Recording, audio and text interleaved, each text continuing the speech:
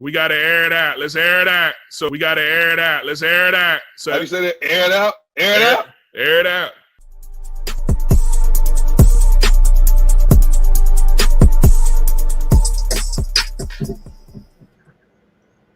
Welcome to the It Out Podcast. This is the pro football podcast, guys. I'm super excited to be here because we got week 1 on the books. That's the next slate of games. We are in season mode. Let's go. I'm your host, Jerome Jones. I'm not that humble. As you just see, I'm not that humble. I'm your humble host, though, Jerome Jones. I got my guy Avery Collins right down here. How you doing, Avery? How y'all good? I'm doing? Y'all good? Everybody good? Matt Ryan for president? You still on that?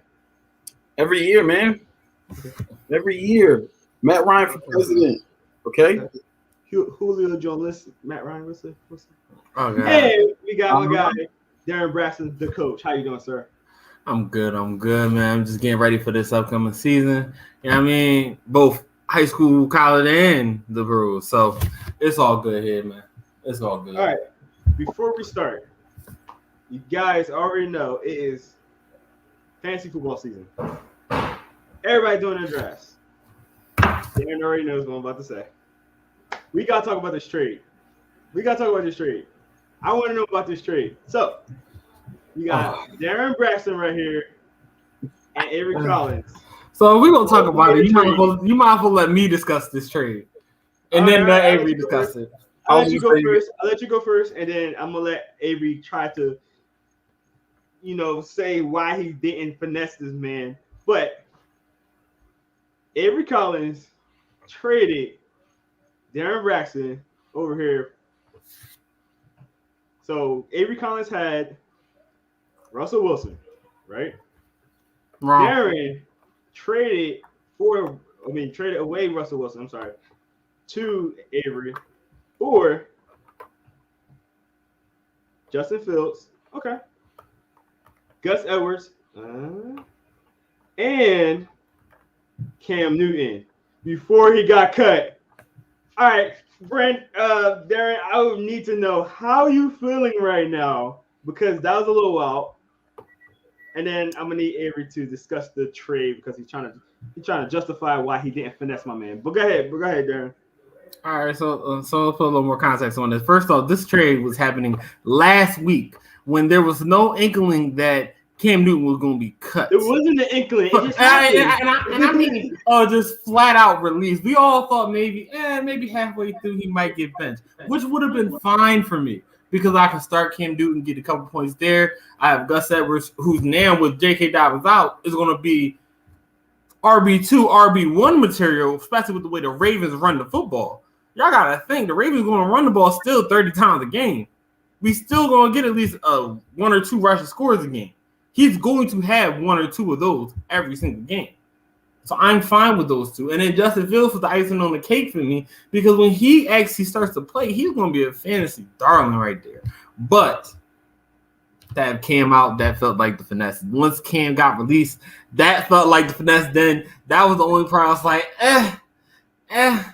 But at the time, yes, the trade was fine with me. The trade was fine with me. It was even for me. I got my running another guy on my bench and Sam Darnold, who's possibly going to already have a sleeper season. So I was cool at quarterback. But it hurt to let him go. It hurt to let Russell Wilson go because you know what Russell's going to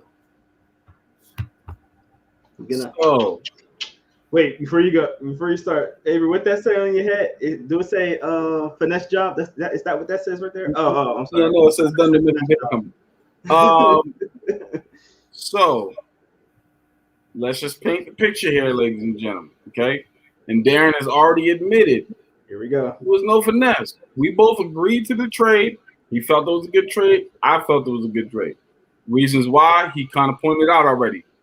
I needed a starting quarterback. He needed a starting running back. His starting running back went down. My starting quarterback was Justin Fields, who had just got named. Prior to the trade, we didn't even know if he was going to be the starter or not. I'm assuming that he's going to start. I thought Justin Fields was going to start. I mean, at this point, you want to get that guy in there. You spent a high draft pick on him. Start him, right? I also had Cam Newton as my backup. Now, mind you, when we first drafted, I did not have a backup quarterback. I had to let go of one of my bench players in order to get a backup quarterback because I was like, hold up, what if Justin Fields doesn't start? So what did I do? I went out and got Cam Newton, who's a bona fide fantasy scorer when he's on the field. Everybody knows that, and they can't deny that. He's a bona fide fantasy scorer. Is he 2015 Cam? Absolutely not. But he's going to give you points with his legs. He's going to throw the football. He's going to throw touchdowns. That's just what Cam does. And he doesn't turn the ball over a lot, right? So he's a bona fide fantasy scorer. I need a quarterback. He needs a running back. He hits me up with a wide receiver running back combo at first. I don't need any wide receivers. My wide receivers are pretty solid. What I do need is a starting quarterback. So I didn't know how it was going to be. So I started with just Cam Newton and Gus Edwards, right? That fulfills his running back one need and gets him another quarterback, obviously, to replace Russell Wilson. No, he had Sam Darnold, as he stated. And on the players that are still out there are names like Zach Wilson, who's obviously going to start. Trevor Lawrence is still on the board, who's going to start. Jimmy Garoppolo, Kirk Cousins, who puts up points every year, is still on the board. These guys are still out there, so you can pick them up, right? So there was no finesse, nothing like that. If he did not accept the trade, I would have went and tried to get one of those quarterbacks. He said, we talked about it. I threw in Justin Fields just in case, because why? We know that Justin Fields, if he ends up starting, is going to light this league up. I think everybody here agrees that Justin Fields is being slept on right now. If and when he starts, he's going to light the league up. He's going to be Deshaun Watson. Exactly. And he's going to be another Deshaun. The likelihood, and here's the thing. So now I have one quarterback on my roster, again with no backup. One quarterback on my roster. And the likelihood of him getting hurt is actually pretty high. His offensive line is not that good. He's still a running quarterback, and he's one of the smaller running quarterbacks. We've seen him get hurt in seasons past. They lean on him entirely too much. So with that being said, I don't think it was a finesse. And he could not foresee Cam Newton not just, not starting, getting cut. It's one thing if he gets benched. It's like, okay, all right, if he gets benched, it's like, well, let's say, let's see if Mac Jones struggles the first 3 games. If he still doesn't start, if Cam is like, we gotta put Cam in. But cut, that was a shock. That was a shock. And then we got the news that Justin Fields was not going to be the day one starter. There's nothing you can't foresee those things. So there's no finesse. It was a finesse is like me knowingly swindling somebody to make it a trade in my favor. It benefited us both because here's the thing: he still fulfilled the need that he wanted, which was the initial need he wanted, and honestly, the only thing he wanted was a running back one. He got it. The only thing I wanted was a starting quarterback. I got it. There's no finesse. Let's put it like this: if he knew Cam Newton was going to get cut, that would have been a finesse. That's a finesse. That right there is a finesse. Facts. Listen, all I gotta say is, why you always lying? Why you always lying? You know what? It's cool. Jerome, just don't get beat by my man Mac Jones, who is now my new starting quarterback. You're not gonna get beat by him. Trust me. But listen, guys. A had the inside scoop. He knew that Cam Newton was gonna get cut. What? He knew it. Oh man! The inside there on Air It Out Podcast. He knew it. He had the inside scoop, and he was like, "I'm a finesse. I got it. Let me get rid of him now." No, it was pure coincidence, and Darren took the short end of that stick completely. I'm sorry, Darren. I'm so sorry. You ain't going nowhere now, bro. Listen here. Don't worry, because I still got Gus Edwards, still got Nick Chubb, so much smash, and still got DeAndre Hopkins. Think about that. Think about what he just said. He got Nick Chubb power back. Now he's got Gus Edwards power back. Two guys. Well, Gus Edwards isn't notorious for getting hurt. Nick Chubb is not notorious for getting hurt either. except for a little bit last year. I would say, but he's not notorious for getting hurt. And like I said, Gus Edwards, two guys that are power toting backs, right? Thank you, wifey. The wifey came in and was like, I told him.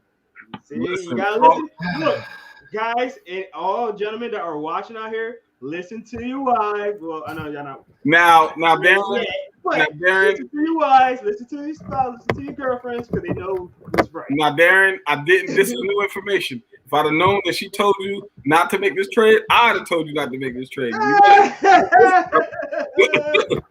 Listen here, I'm fine with it. You want to why? Nick Chubb, Gus Edwards, DeAndre Hopkins. Then you have Kenny Golladay, Debo, and Courtland Sutton.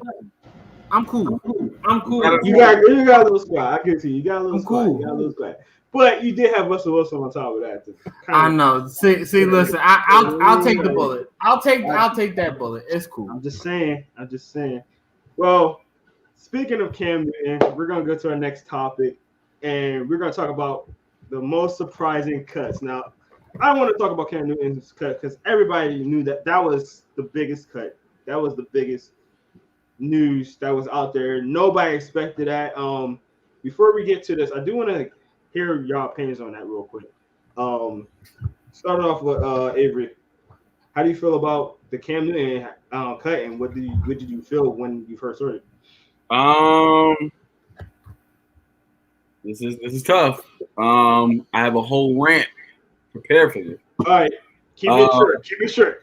I'm gonna keep it as short as I possibly can. But I think that I'll put it to you this way. I hate how the Patriots did Cam Newton. I think they completely disrespected him. You signed him to a 2-year deal this offseason. You made him believe that he was the guy going into camp and everything like that. And then you go and draft a quarterback in the first round. Bill Belichick is notorious for trading out of the first round. Notorious for trading out of the first round. And you decided to keep your first round pick, and not only keep your first round pick, to draft a quarterback after you just essentially assured Cam Newton that he'd be the starting quarterback going into this year. So you did that. You completely disrespected him. You gave him a full offseason. You saw last year what he did and what he sacrificed for you guys. He sacrificed more money to come play for you guys in New England. He played with you guys. He did all of these different things. And then you wanted to make it a situation where there was a misunderstanding about COVID, and that's the reason that he wasn't getting a chance to play. Don't give me that. You are waiting for any and every reason to get rid of Cam Newton because you found your token goody two-shoes. It's as simple as that. And a lot of people think it's a race thing. I'm not going to go that far, but I do believe it is an image thing. He's the good guy, the clean cut, such and such, the next Tom Brady. Cam, he's out, right? He's flamboyant, he's boastful, he's a little bit off the cuff, right? And that's not how they do things in New England. For me, I really hate how they did Cam Newton. I hate how the league is sleeping on Cam Newton like he's completely fallen off in some way. For the first 4 games of the season last year, he was playing really well. Then he got COVID. And if you watch the It Out Podcast, he admitted, after I got COVID, I never got back to full 100% health. And here's the thing. COVID affects everybody differently. He thought he was at 100% health, right? I know people in my life who got COVID last October and September who still don't have their full taste and smell back. It affects people differently. So he didn't know how it truly fully affected him, and then realized after the season, this affected me a little bit different than I thought. And he was able to admit that and told the team that. All these different things. And so for me, I just don't like how they did him. Shout out to Mac Jones, though. Shout out to Mac Jones. He's playing I'm not taking anything away from him. He played phenomenal. Reports are that week when Cam was going, he went 30 for 35 in one practice with 0 turnovers. Like he was balling. Mac Jones, again, he's a baller. I'm an Alabama fan. I watched him. I know he can throw the football. They're not taking anything away from him, but I do not like how they did Cam Newton. All right. Darren. So we already know I don't like it. One, it hurt my fantasy squad. Let's just get that off the top. Let's get that off the top. But in all reality, you gotta think about it like this: Cam Newton has been a really, really good starter in this league for many, many years. And even if you go back to when he was with the Panthers, his last year fully starting, the first 6 games of him playing before he got injured, he was playing amazing, especially when North Turner was in that offensive coordinator spot. He was able to run the ball, pass the ball efficiently with Christian McCaffrey, and his completion percentage was at 66%. Cam Newton has never been a great passer of the ball, but that was comparable numbers to any starting quarterback in the league at that time. He goes to New England, first couple games, as Xavier already said, doing well. Does everyone just forget what he did against Seattle? Like, Seattle and the Patriots were going back and forth all game. If it wasn't for a great goal line stop, Cam could have won that game very easily. But COVID happened. He just wasn't the same. And for them to come in and do him like this, I just don't understand it. You got to let that man lose the job. I'm not going to say Mac Jones is not a great quarterback. I happen to have the great pleasure of working with a great football team that took me to one of the Eagles training camps when they were playing against the Patriots that week. I got to see both of those guys up close and personal playing and practicing against another NFL team, and they both look very, very crisp out there, whether it be Cam Newton or Mac Jones. And when I got to see the game that week, Cam Newton missed one pass. One. Mac Jones was almost just as accurate. I don't see why you take out Cam Newton and just start Mac Jones, especially when you're taking away the legs that Cam Newton has and that rushing ability. That's a whole different dimension to an offense that is really needed for guys that have more tight end based and running based attacks. I'm sorry. It just don't make sense to me. I kind of feel like both y'all slightly missed the point. Just slightly. I think y'all missed something in both y'all. Great arguments from both y'all. I 100% agree with both y'all. I think y'all missed one slight thing. Before I get to that, I hate the Cam Newton slander from fans. It drives me crazy. Like, what did this man do to you? Like, that y'all hate him so much. I don't get it. Like, all he do is help people and care about people. And even at events where he's trying to help somebody, he's getting, heckled by a kid. Like, I really don't understand why people hate this man so much. I really don't understand it.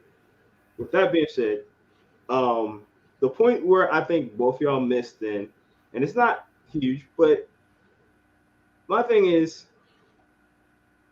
I get that Mac Jones got the job. It's okay. Shiny new toy. It's okay. It happens, Shiny new toy, you want it on the field as soon as possible. You want to move on from the other guy. I'm not going to say his name. The other guy that was there, you want to move on and show that you got somebody better than the ex-girlfriend, yeah. So, yeah, you want to have that new girlfriend there to show the ex, like, hey, look what we got, kind of thing. Like, we're going to be set for the next 10 years. You get what I mean? All right, whatever. I get that. The thing I don't get is, why cut him? Why cut him? Let him go on the bench. Let him, help Mac Jones during the season. And I could completely see if Cam Newton wasn't talking to him, was not really trying to help. That's all he was doing all season. All offseason, he was trying to help Mac Jones, give him a high five. There was a viral video that went out when Cam Newton was trying to give him a high five, and Mac Jones didn't see. He just kept walking, and then Cam Newton kept chasing him down for the high five. Like, that's how he is. He's gonna try to help him. He's a great teammate. People in that locker room love him. So I don't understand why cut him. Have a veteran quarterback that can help your rookie quarterback. And yeah, there's gonna be competition, but that's part of football. I really don't get why he get cut, and that makes me think something sometimes. Like, I don't know. So and I just want to, like I said, I had a whole rant prepared. Like, and the only reason I didn't touch on that is because, again, so again, I agree. For me, it's like, why cut him, right? To me, the question becomes, what are you doing? What message are you sending by cutting him? Because to your point, he's a former NFL MVP. He's an NFL veteran. Why would you not want to have that on your bench? And if you don't, why not trade him? Because you know he still has trade value. There's teams that would definitely give you and we know Bill loves his draft pick. Don't tell me it's because he didn't get vaccinated, because that's not the right reason. There's no way the only reason that he got cut is because he didn't get vaccinated, because you were debating whether or not you were going to start him until that happened. So don't tell me that the reason that you didn't cut him is because he didn't get that you cut him is because he didn't get vaccinated. And then to your point, exactly. So and then I couldn't agree more, Chris. And then to your point, Jerome, about the sideline incident with him, Mac Jones walking away and Cam trying to get in the high five. You're not about to convince me that Mac Jones didn't see him. Why? Who is the first person at the head of the line anytime anybody on his team scores? And it's been that way since he's been in the NFL. It's Cam Newton every single time. Every single time they score, Cam is trying to high five whoever scored. So don't tell me Mac Jones didn't see him, because I know Cam Newton made himself known. And he's 6'5", 250 pounds. You can't miss him. You can't miss him. On top of the fact that when you throw a touchdown at Mac Jones, you should say it to yourself, "Hey, man," I don't care. I really don't. For me, it's a situation where, as good as Mac Jones is, Cam Newton clearly helped him get to the level that he's at right now. Any touchdown that he threw at that time, for me, if I was that player, I'm finding Cam Newton, I'm shaking his hand and saying, "Thank you, because you helped me get here. You helped me throw that touchdown." So I'm looking for Cam Newton to shake his hand. For me, again, I don't like how this smells, man. I don't like it. Stuff like that, it just irks me. And Cam, you know what Cam's going to do? The same thing that Cam does every single time. He's going to take the high road. He's not going to talk down on Bill. He's not going to talk down on the organization. He's not going to talk down on Mac Jones. He's not going to talk down on anybody. He's going to, as he says, he's going to shine through the shade every single time. Yeah, I totally agree. Darren, you got one last thing, sir? Yeah, I'll make this real quick. Who would you rather have, Cam Newton or Jared Stidham as your backup? Let's really be honest here. I forgot about Cam the guy. Newton or Jared Stidham. We already know Stidham season is not here anymore. Come on now. That should be an easy one for people. R.I.P. Darius. Darius can get on today. R.I.P. Your feelings. I hope that you're okay. We will get your feelings on this eventually. But yeah, I don't know. This is crazy for me. But let's talk about some other surprising cuts around the league. Darren, what's another surprising cut to you?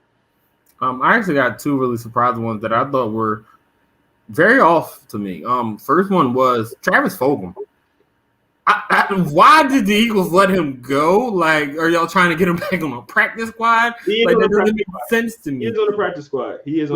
But that doesn't make sense for a guy as talented as Travis Fulgham, and the way that he practices, the way he plays. He's a big body guy that you guys would need.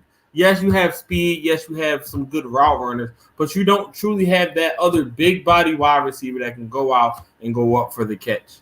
You have Dallas Goedert, but who else do you have?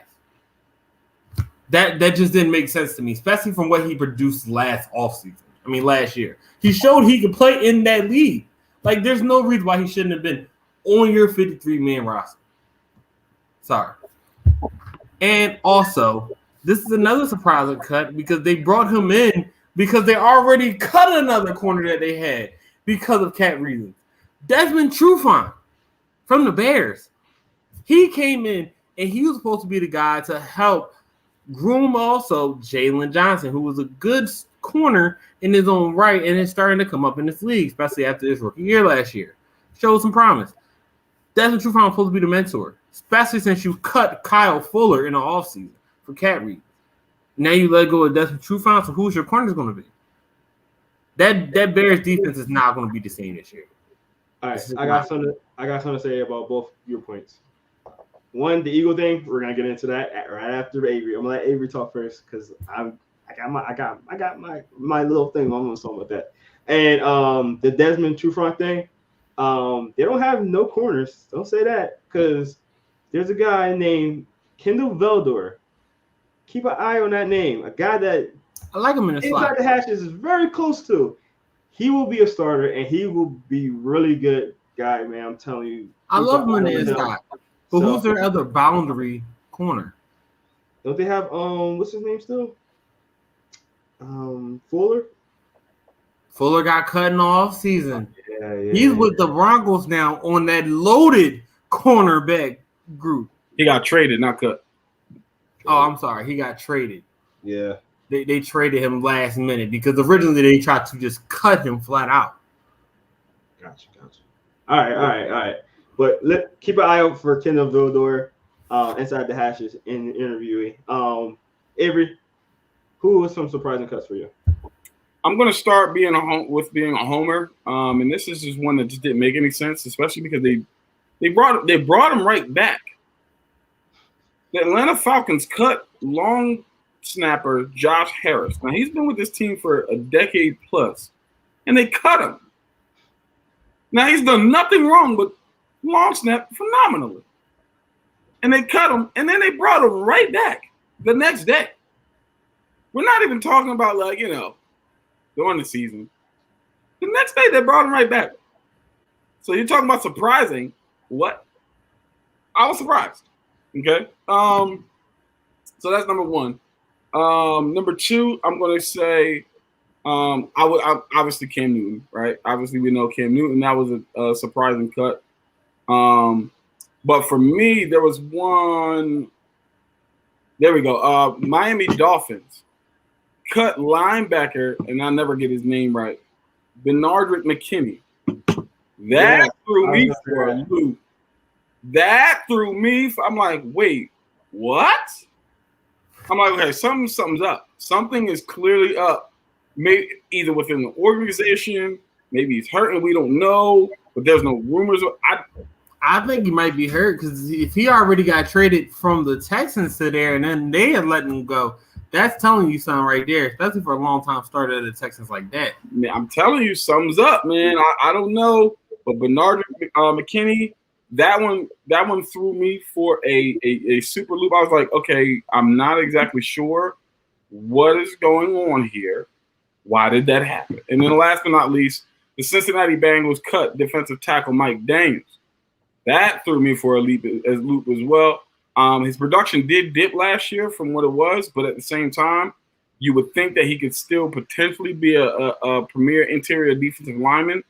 And so that kind of threw me for a loop as well, especially looking at how the Bengals, they've got some pieces right now, especially on offense. You want your defense to be as quote unquote veteran literate as possible, especially on that D line, because you want somebody who's going to be stout and knows what he's doing. Because you want to help your young quarterback by playing solid defense. So that kind of threw me for a loop as well. But I would say those two and Josh Harris, I'm like, what? It just, again, it makes me, it raises some questions is all in my head. Yeah, I agree with the Bernard McKinney thing. I was like, wait, didn't they just trade for him? Like, that? How you gonna trade for a player and then cut him? Like, that's unheard of. That's just crazy. And like, you still got to pay him because you got the money from the other team that transferred over. So you think I don't know. That was completely weird for me. I know that I will say that the Dolphins defense will be a lot better than a lot of people think because they were a good unit last year, and that was a unit that kept the Dolphin team in a lot of games. So I expect the same and even more because of a lot of the pieces they get. And I thought that would have been part of Bernard McKinney being in that offense. That defense, but I guess not. And also, shout out to Desmond Trufant, still collecting the bag, still owed $3.5 million from the Detroit Lions. So shout out to him. There you go, collecting that bag. All right, let's get to the Eagles part because you already know, Eagles fan here.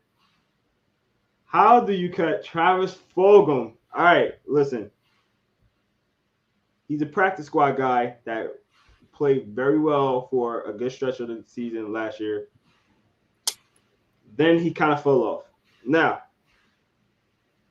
according to what I've seen and heard, he got benched for Alshon Jeffrey last year. That's basically what happened. He got benched for Alshon Jeffrey, essentially. Alshon Jeffrey came back from injury and basically took the spot from Travis Fulgham, knocked him down. And quite honestly, if you're a player from a practice squad and you've been playing so well, wouldn't that mess up your psyche a little bit? Like, dang, like I thought I was doing well. Why am I getting less time now? And he surely got a lot less time once Alshon Jeffrey came. So now you got this new regime. They don't have a lot of tape on him, and he's a practice squad guy. And there's a reason why practice squad guys don't get the opportunity is that they're not good at they're not really good at practice or not great at practicing.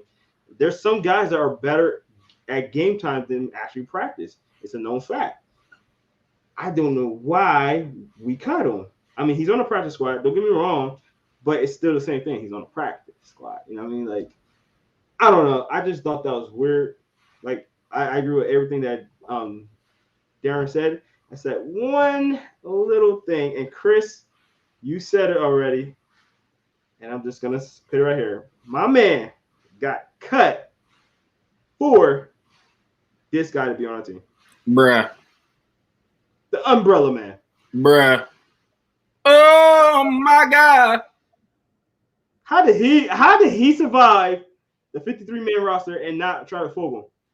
Travis Fulgham played less games and have way better stats than him. Probably 4 times more stats than our second round pick. 4 or 5 games is better than JJ's entire career. Bro, I'm like, what? Like, Chris, oh, good, we had JJ. Can't do it. Oh my God, I don't know. JJ about to be the number 1 slot guy. I can't even finish the sentence. He had one good play. He had one good play in the preseason against the 3rd string players, and he makes the team. The man that played, I don't get it.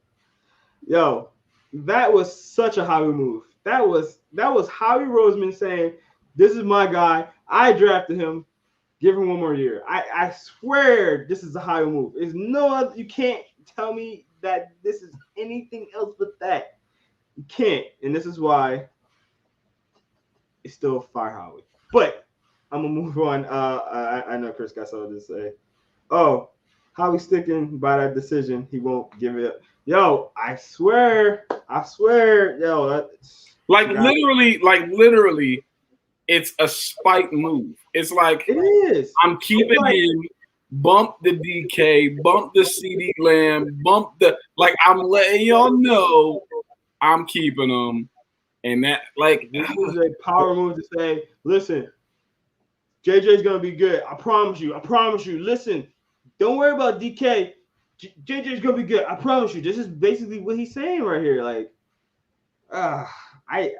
Eagles decision sometimes, man. I swear. Oh man, that's funny. But man, I could be talking about this all day. Let's get to our next one because we got free agents that are out there right now. Obviously, Cam Newton's one of them. Guys, and you already know a whole bunch of guys got cut. So out of everybody got cut, out of everybody that was already free agents, who is somebody that you would think will get picked up first? Avery, I'm gonna start with you on this one. I honestly think it'll probably be between who I believe are like the top 3 free agents, which are Cam Newton, Mitchell Schwartz, and David DeCastro. I'm thinking that it'll probably end up being one of the linemen first, right? Obviously, because those are 2 veteran linemen who have proven that they can play at a high level. I was still shocked about David DeCastro being cut. Again, not traded, cut. That's something that was different to me. Like I said, I don't know everything about it, but is he hurt? Different things like that. But I do think that one of those guys will end up getting on a team, especially with injuries. I think, for example, in my opinion, Atlanta, we just lost our starting left guard for a couple games, and we've got a young rookie who's coming in who's going to be playing left guard. And no offense to the young rookie, but we play Fletcher Cox week 1. I trust David DeCastro a little bit more than a rookie is all I'm saying. But that's just me. I would probably have made that call. And the Falcons, because of everything that happened and transpired last year, we're actually 4th in the waiver wire. So we have a high likelihood of landing any of these top free agents if we do end up pitching for them. There's a high likelihood that we actually can get them if the teams in front of us do obviously pass on them. So for me, that's a call I would have definitely made as a GM, David DeCastro, or at least looked into. I'm not saying that, it hasn't taken place. Our GM may have taken a look, but if it hasn't taken place, that's somebody that I definitely would have looked into. But like I said, I think those 3 guys are probably the free agents that would end up getting signed up first. And then long shot, edge rusher Olivier Vernon. I think that he might be somebody that a lot of teams are overlooking as well. But I think, again, if you have a team that is showing that they just need veteran influence, maybe not even an actual guy to come in and just be a phenomenal pass rusher, but veteran influence, kind of like how Dwight Freeman came in for the Falcons the year they went to the Super Bowl. He didn't really play much, and he wasn't extremely impactful, but his IQ and his veteran presence is what lifted guys like Vic Beasley, who had 15 sacks that year, right? Different things like that can help, and I think Olivier Vernon can potentially do that for a team. So, but out of everybody I named, I think it'll probably either be Mitchell Schwartz or David DeCastro. All right, Darren, who you have? So I'm actually going to agree with Avery on this one for the most part. But I don't think David DeCastro as much. I'm going to lean more actually to Mitchell Schwartz and Cam Newton on this one. And Cam Newton, I feel like, just saying it here, people, backup quarterback for the Cowboys. Backup quarterback for the Cowboys. They're gonna listen. They need a backup with that. Listen, with Dak's injury of last year, it's going to scare them. What happens if he gets hurt again? You would want a veteran leadership guy like that to come in and still be able to have the mobility that Dak has, and still be able to sling the ball around. And he has plenty of weapons on that offensive line. On the offense, and offensive line is going to be much improved from last year this year. Plus, they cut both of their backups already, and Ben DiNucci and say this is the bad part. I don't even remember this guy. Cooper Rush. Yes, Cooper Rush. But my point exactly. For these 2 guys over Cam Newton, it's the same thing I said about Jarrett Stidham. I would rather have him in there.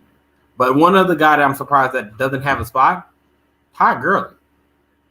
I understand the knee issues. I understand, yes, he's not going to be the every damn back he once was, but he had 9 rushing touchdowns last year in like the first 6 or 7 games.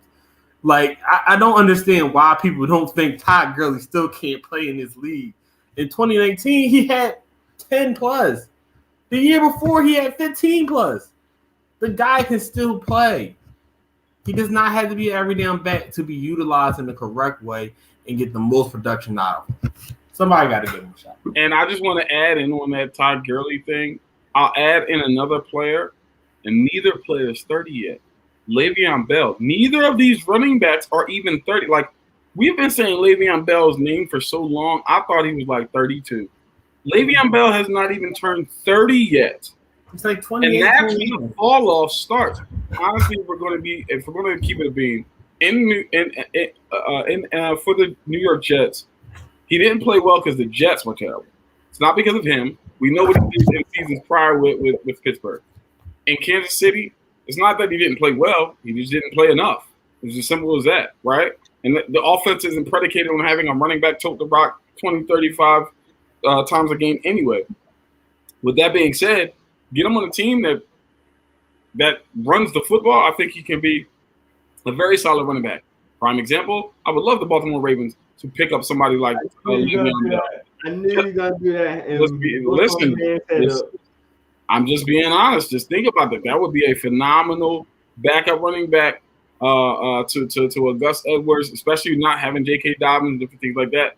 But again, Todd Gurley, only 27 years old. To Darren's point, 2 years removed from 15 touchdowns one season, 1 year removed from 9 touchdowns. Again, with Atlanta, whose offensive line can't block anybody to save their lives, and he still was able to get 9 rushing touchdowns. He can still play. Is he Todd Gurley of 2016? No, but he can still play. And so I don't understand why, why those two guys aren't being looked at a little bit more. But again, shout out to Todd Gurley, still collecting the bag from the LA Rams. All right. I actually would like that. Just because I would love Le'Veon Bell to take some carries away from Gus Edwards. Wow. That might be top 5 pettiest things. In the history of Air It Out, that might be top 5 pettiest things ever said on this. Top 5, that's top 3. That's top 3. That's what's in Come on, man. Come on, man. That was petty. Oh, that was petty. Oh, that was petty. All right, but listen, my guy. I always go outside the box. My guy, a legendary player, technically not retired yet. Didn't officially say it yet. You already know, Avery. That boy, it's very legendary. If a team gets an injury to a wide receiver and they need a veteran receiver that maybe they might have a good receiver that's with a younger receiver that might need some development, Larry Fitzgerald is right there. A team that could possibly go to the Super Bowl and be in Super Bowl contentions. I think Larry Fitzgerald would get off the bench, get off the couch, and play for that team. He still has some juice in him. I know he does. Even he might not still be a premier wide receiver right now, but you could definitely use him in the slot and do some great stuff with him for sure. Quote from Larry. I know that he wants to stay in Arizona. Arizona's like, we got a lot of receivers right now. We really don't want you back, but you never know what might happen. And it's the NFL. Things happen. Avery, you have something to say about that? 2 things. I will piggyback on what you just said as far as you never know what happened. Again, I love AJ Green, but if AJ Green gets hurt, which he has the propensity to do, his past has shown that he gets hurt every year, then you could see a guy like Larry Fitzgerald coming in. And the second thing is, I don't necessarily agree with that. I think he would love his ring. I think he don't have one, right? No. Now, listen, Larry Fitzgerald loves football. He loves football. That guy loves football. And that's what I was about. That's what I was about to get to. The quote from Larry Fitzgerald is, "I'm not excited to play right now." That does not sound like a player who wants to play football. He's like, I'm not excited to play right now. I think maybe if the season gets going and he starts seeing, like Jerome said, all of those different things, he might get those juices flowing. I mean, we could use a veteran receiver in Atlanta. That's all I'm gonna say. Listen. I've been out of football for 3 years now, and at first I was like, "Oh, I'm cool. I got my company. We talk football. We do football." Now I'm itching to play because I'm watching these young boys out here in Georgia. Hey, listen. I'm watching these young boys. I'm like, hold on. I think I still got watching Hard Knocks got me fired up. I'm like, I want to go back. Let me put it on pads. Listen. Larry Fitzgerald is gonna want to play football again. I think he's gonna come back. I think he's gonna be back in the NFL. I really do. Give us one more, Larry. One more, Larry. One more. For sure. But I think he's trying to hold out for Arizona right now. And again, they have a puffler of wide receivers right now. So it's just like they got some of every shape and size for you. They really do. What you need? Short, skinny guy? Got one. Need a tall, lanky guy? Got one. Like, no, they really do. And I feel bad for Andy Andy Isabella because we seen him at the Senior Bowl a few years ago, and I thought he was going to be a rock star receiver, but he's getting very on the depth chart because they got so many receivers over there. And I was like, oh man, I was thought like, oh yeah, he's gonna start one day because and they got D Hop. I was like, oh okay. D Hop, DeAndre Hopkins, AJ Green, Christian Kirk, Rondell Moore, Andy Isabella. Like the list goes on. It feels like. Yeah. Larry Fitzgerald over everybody on that list, and not named DeAndre Hopkins. I said it. 100% agree. 100%. 100%. I think right now he's still better than all of them except for DeAndre Hopkins. Yeah, I agree. I just think that he's holding off because Arizona's a spot. That's where he's always been. But if the right team calls, like, yo, Larry, we want a receiver away. We need somebody to help out our young receiver that's a superstar. One of our receivers got injured. What's up? I think he answered the call. I really do. But let's get to our last point really, really quick. Week 1 review, and we're gonna get a little bit more intense next week with it because obviously when we get on, it'll only be the Thursday night game. So we will be able to talk about this a little bit more. But I want both of you to tell me one game that you're super excited about. Avery, what's one game that you're super excited about for week 1? Well, I'm gonna I was gonna be a homer, of course. Excuse me, I was gonna be a homer and say the Falcons versus the Eagles week 1 in the Mercedes-Benz Stadium. I was really excited to see that. I was actually potentially going to go see that game. A couple of my friends are turning 30. One of my friends just moved to Atlanta. Me and you, Jerome, we talked about you just moved to Atlanta as well. So we talked about potentially going to this game, right? And it seemed like a lot of us were going to be at that game, which would have been really, really cool, really, really dope. It doesn't look like that is happening any longer. So not going to again. Being better doesn't matter much. It's more so getting younger. Our reps, chemistry, and familiar. Well, we know that, Chris. We want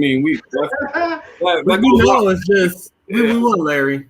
That goes without saying. It's still Larry. It's Larry. He's such a good guy. But for me, honestly, the game, the week 1 game that I'm looking forward to are 2 defenses that I think are going to be very, very good this year. The Chargers versus the Washington football team.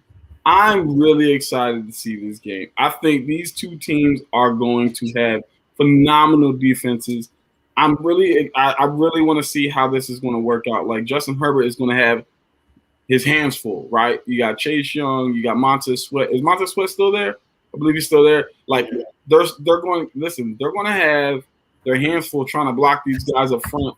We're going to see the new rookie left tackle going against Chase Young and everything like that. The guy that they brought in to protect Justin Herbert. And then on the other side, right, Bosa getting after it. He's going to be going off, right? Because I think he just wants to play football. He's one of those guys you can tell he just wants to play football. And he's really good. So I think, I was saying he's really good. So how's that gonna work out with trying to chase down Fitzmagic? Does Fitzmagic have a little bit of magic left in him? I'm sorry, but to me, this is the game of the week for me. Like this is the game that I'm really, really excited to see. Like I'm not sure why I'm so excited, but again, those 2 defenses, man. That's gonna be fun to see. And honorary mention, you're wilding. I appreciate the confidence in your team, but the Eagles have not won in Mercedes-Benz Stadium in the last 4 tries. So I'm going to stick with that trend on top of the fact that you have a second-year quarterback and the chemistry between your receivers is still questionable. I'm sorry. I'm going to go with the veteran Matt Ryan here. It's not because I'm a homer. I'm going with the veteran quarterback here. As simple as that. And he's going to be at home. But again, honorary mention game. And this is why it's honorary mention, it will be number 1. But it's if, and reports are that he could, if Carson Wentz plays Colts Seahawks, could be a really good game. But that's honorary mention. Okay. I'm gonna get back to yours, Avery, because you know I gotta talk about that. But anyway, Darren, I'm gonna let you get your one game that most excites you. So realistically, the most exciting game for me, I can't believe I'm about to say this, but it has to be Tampa Bay. It has to be Tampa Bay. The Tampa Bay Bucks versus Tampa Bay Bucks. Yeah, Tampa Bay Bucks versus the Cowboys, if I'm not mistaken. That's gonna be a great game. It's gonna be a great game. That's gonna be a great game as well. Browns versus Chiefs. But I'm more looking to see what Tom Brady does coming off of a Super Bowl win now. With everyone coming back, are they still going to look the same? Are they still going to be just as dominant? How old is he now? 74? Basically, you might as well say it, but the guy is ageless at this point. It's unfair, and I want to see if he's going to continue this streak. Now, my honorary mention of the game is Ravens versus the Raiders. And it's not because of the Raiders as much. Are we going to see Lamar Jackson become the passer that everyone says he cannot be? With the new weapons that he has. I want to see what Rashad Bateman looks like. I want to see how that defense looks. Rashad Bateman, right? And that's the thing. Are they going to play? Because all of our receivers have been hurt. Marquise Brown, Rashad Bateman. The only one that's been healthy enough to actually play is Sammy Watkins. But I do want to see the rematch of Ronnie Stanley now going against Ngakoue. I like the matchup. No more practice, real life. Okay. That's going to be a good matchup. Avery's funny. All right, Avery, I gotta mention that Eagles versus Falcons game because I'm gonna take that game. I'm gonna be the homer. You ain't want to be the homer. I'm gonna do it. I'm gonna be the homer and take that game because I'm super excited about that game. But you mentioned something very important in that statement that you talked about, which is 100% true. The Eagles have not beaten the Falcons and the Mercedes-Benz Stadium yet. But there's one key difference this year. You want to know what that key difference is, Avery? The boys in Atlanta! Let's go! I'm the difference maker, baby. I'm the difference maker. I swore he was about to say Julio. I swore he was about to say Julio. I would have fine with that. No. Second year quarterback, okay? You got a rookie wide receiver starting, a second year wide receiver starting who don't have a lot of chemistry. You got Zach Ertz, who y'all tried to ship out. Y'all couldn't find a daggone trading partner for him or get any value for him, so he's probably a little disgruntled. Then Dallas Goedert's probably disgruntled because of the fact that now he's still got to play with Zach Ertz and still got to play next to him, and he's not the bona fide number one on the team anymore. Probably going to take touches away from him. And then you got a new head coach coming in his first NFL actual meaningful game. No. Absolutely not. I don't care what his passer rating is. What is it? What is his record in Mercedes-Benz Stadium against the Philadelphia Eagles? Listen, I'm the difference maker. Wait, I will say this. You don't bring up stats. Like stats matter when it comes to a record. I'm talking about W's, man.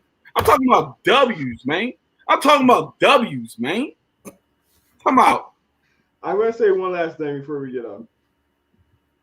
I am close on this game. I'm act like I'm biased, but I am close on this game. I think this game's gonna be a little bit closer than most people think. But I've been seeing some great things out of our linebackers. Don't be surprised if Kyle Pitts don't do much. It's his first NFL game.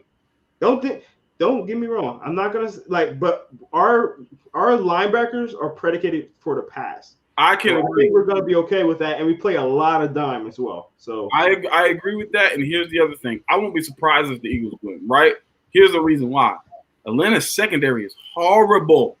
We were last in the league. Our pass defense was last in the league, dead last in the league last year. So we still haven't corrected that. We let go of all four of our safeties last year.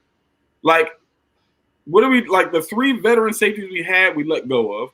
So for me, it's a situation where I wouldn't be surprised if the Eagles win, but and that's why I said it's not me being a Falcons fan, I'm going with the veteran quarterback. That's it. The veteran quarterback.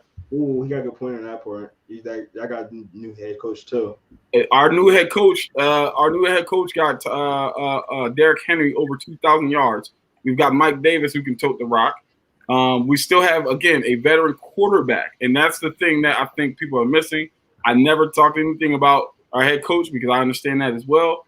It's literally the quarterback is the only reason, not the team, not the defense, it's literally the only reason, the separating factor, and that's why I agree with you, Jerome. I think it's going to be a close game, but if it comes down to it, I'm going to lean with the veteran quarterback who's been there before. And I love Jalen Hurts, but I'm going to go with the veteran quarterback in this situation. I actually think it'll be high scoring, 34-31. Wow. Yeah, Avery, I agree with you. Like, bias aside, I do think the Eagles can pull out the win, but it's going to be tough. And like a big reason is experience versus experience. Like, at least you guys have an experienced quarterback. We have an inexperienced quarterback, inexperienced coach, young players all across the board. It's going to be, I think it's going to depend on our defense and how our defense play against you guys. And Calvin Ridley should be back from his injury, right? Okay. Yep. Yeah, he's going to be a problem. He's going to be a problem. It should be the full slate outside. It should be the full offense outside of our left guard, I believe. Okay. Yeah. So don't get me wrong, but disagree, Jerome. Don't agree, Jerome.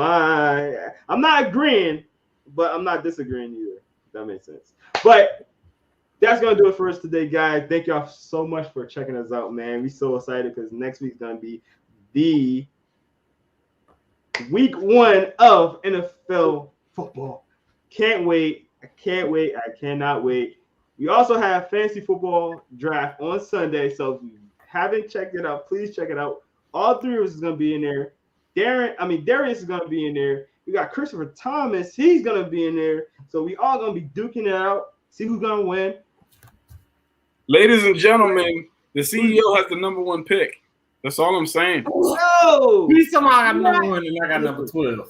I got number 9. He doesn't want number 1. I told him to trade. I'll trade it. Can we trade? Listen, switch with me. I'm fine with it. I don't mind my back-to-backs, but I mean, if I go back-to-back, I already know who I'm going to get with my 4. No trades, man. No trades. We're going to keep it what it is, man. That works. I already know who I'm getting number 4 overall pick. But they're going to do it for us, guys. But so make sure you check us out on all our social media, Inside the Hashes at Instagram, Facebook, and Twitter. And make sure you check us out on InsideTheHashes.com. We find all the content. We find all the player interviews, gaming, fantasy football. Make sure you check that out. Make sure you check us out on Sunday, too. We're going to be on there live on Facebook, Twitter, and YouTube, where you need to make sure that you subscribe and like that to know when we go live. You can always have live comments on here, just like Mr. Christopher Thomas had his live comments on there. We responded to that. So you can do that. If you can't go live, definitely make sure that you go and comment on the video later on, because we will make sure that we're coming back on there. So you can definitely have your comments on there as well. Also, make sure you check us out on all our podcast platforms, Spotify, Apple Podcasts, and Google Podcasts, because we have a lot of players that are in the NFL right now that we interview. So make sure you go check that out. One of which is Taron Jackson. Congratulations to him making the 53-man roster to the Eagles. Great guy. We love talking to him. Appreciate him giving us the shout out as well. Avery Collins, he has something to say. I just want to end with this, man. I want to send prayers up to everybody who was affected by Hurricane Ida. It got pretty real.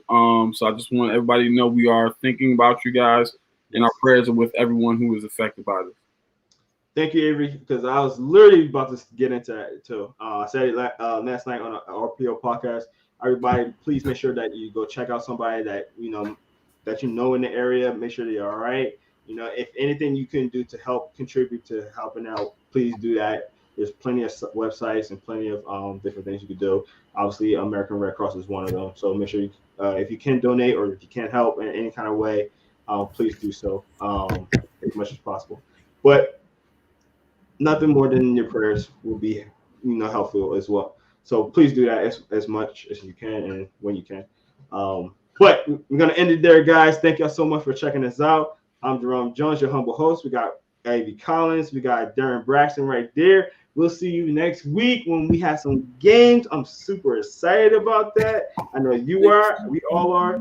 So we're gonna get right into that. So see y'all next week. Y'all have a good one. Stay safe out there. Peace out. See you next Thursday. Have a good one. Matt Ryan for president. Big trust.